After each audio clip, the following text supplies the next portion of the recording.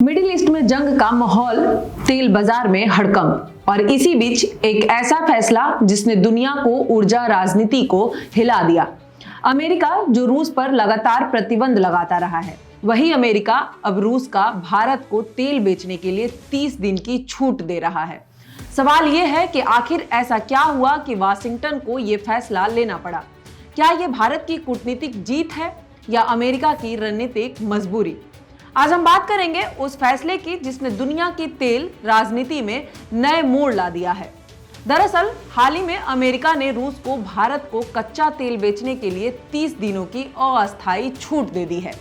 इसका मतलब साफ है, जो रूस तेल के टैंकर पहले से समुद्र में फंसे हुए थे, अब उन्हें भारत तक पहुंचाने को अनुमति मिल सकती है।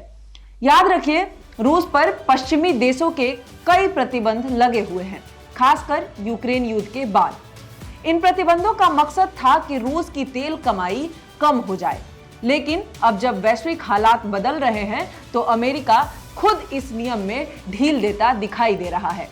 और इसकी सबसे बड़ी वजह है मिडिल ईस्ट में बढ़ता तनाव। ईरान और पश्चिमी एशिया में बढ़ते तनाव ने पूरी दुनिया में तेल बाजार को अस्थिर कर दिया है। अगर फ्रांस की खाड़ी या होर्मुज जल डमरू मध्य में कोई बड़ा संकट आता है तो दुनिया की करीब 20% तेल सप्लाई प्रभावित हो सकती है। ऐसे में अगर भारत जैसे बड़े देश को तेल की सप्लाई रुक जाती है तो इसका असर सिर्फ भारत पर नहीं बल्कि पूरी दुनिया की अर्थव्यवस्था पर पड़ता है। यही वजह है कि अमेरिका ने फिलहाल 30 दिन की छूट देकर तेल बाजार को स्थिर रखने की कोशिश की है। अब सवाल है, इस फैसले का भारत के लिए क्या मतलब है?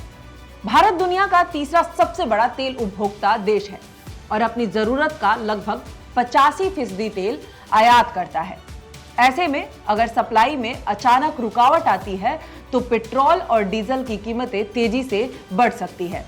लेकिन रूस से मिलने वाला तेल भारत के लिए अक्सर सस्ता होता है। यही वजह है कि पिछले कुछ सालों में भारत ने रूस से तेल खरीद काफी बढ़ाई है। इस 30 दिन की छूट से भारत की रिफाइनरी कंपनियों को छूट मिल सकती है और घरेलू बाजार में तेल की कीमतों पर भी दबाव कम रह सकता है। अब यहाँ से सबसे दिलचस्प सवाल उठता है, क्या यह भारत की कूटनीतिक जीत है? क्योंकि पिछले कुछ सालों में भारत ने एक बहुत संतुलित नीति अपनाई है। एक तरफ भारत रूस के साथ अपनी ऊर्जा और रक्षा संबंध बनाए हुए है और दूसरी तरफ अमेरिका और पश्चिमी देशों के साथ भी रणनीतिक साझेदारी मजबूत कर रहा है। इस संतुलन की वजह से भारत आज ऐसी स्थिति में है जहां वह अपने राष्ट्रीय हितों के आधार पर फैसला ले सकता है। लेकिन दूसरी तरफ कुछ विशेषज्ञ इसे अमेरिका की रणनीतिक मजबूरी भी बता रहे हैं। अगर तेल की कीमतें अचानक बहुत ज्यादा बढ़ जाती है तो इसका असर अमेरिका और यूरोप की अर्थव्यवस्था पर भी पड़ता है। यानी साफ शब्दों में कहें तो तेल बाजार में स्थिर रखना अमेरिका के लिए भी उतना ही जरूरी है जितना भारत के लिए। इसीलिए अमेरिका ने फिलहाल नियमों में थोड़ी ढील देकर हालात को संभालने की कोशिश की है। अब सवाल है कि आगे क्या होगा। यह छूट फिलहाल सिर्फ 30 दिनों के लिए है, लेकिन अगर वैश्विक हालात ऐसे ही बने रहे तो इसे आगे बढ़ाया भी जा सकता है। साथ ही अमेरिका चाहता है कि भारत भविष्य में उससे भी ज्यादा ऊर्जा खरीद करे।